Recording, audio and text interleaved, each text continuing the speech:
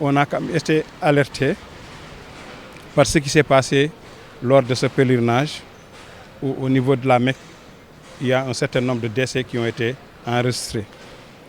Au départ, on avait pensé que c'était lié à des vagues de chaleur parce que la température était excessivement élevée. Mais on s'est rendu compte qu'il y a un syndrome respiratoire avec les cas de décès.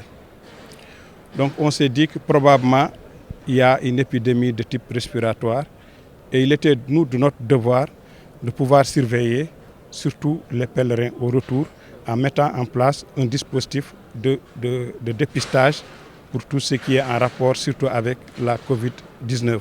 Et il faut dire quand même qu'il y a des cas qui étaient suspects et c'est des cas qui sont avérés. Et là, on est en train de leur fournir l'information pour qu'au niveau de leur maison, qu'ils puissent prendre les dispositions pour éviter que la maladie se mette à se propager. Et surtout qu'on puisse limiter ou même supprimer les fameux ganelets qu'on a l'habitude de faire.